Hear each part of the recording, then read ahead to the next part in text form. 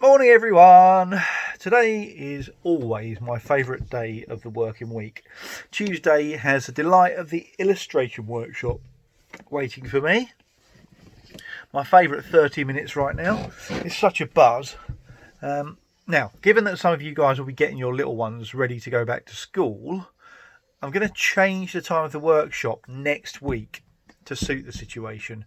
So I'd be really, really grateful for your feedback. If you've got any suggestions, I'll try and work it out for you.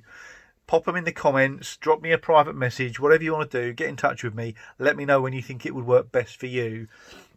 And I'll just pick the most popular time, I think.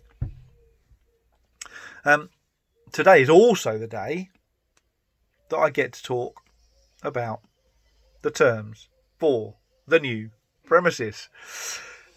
Given it isn't totally a done deal, I'm readying myself in case there's a last minute hitch which shelves it all. I doubt there will be, but getting ready for that sort of stuff is quite a good practice to get into.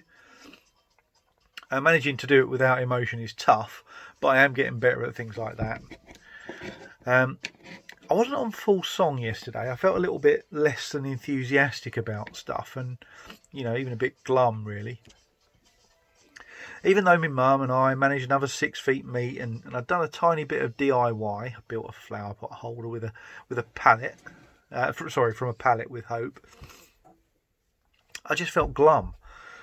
I couldn't be bothered to do anything. That was just totally enough for me. I couldn't be bothered to interact really. But I feel fine today, totally fine, absolutely refreshed and full of it. It's funny how things can go like that. It's not at all pleasant, but it's way better than when I was struggling to even be in my own skin a year or so ago.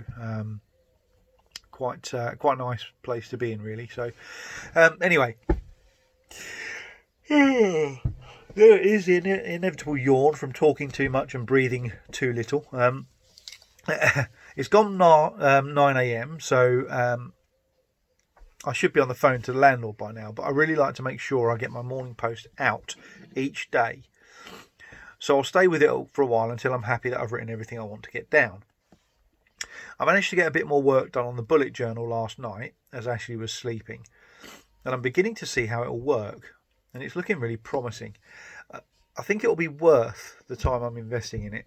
If nothing else, the learning is therapeutic at the very least. Empathy.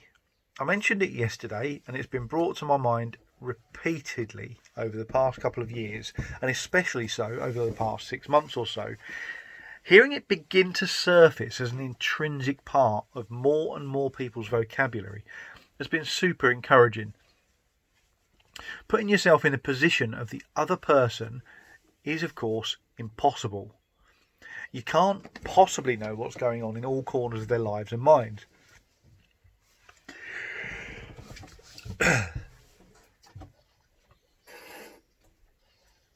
But you can try to imagine it.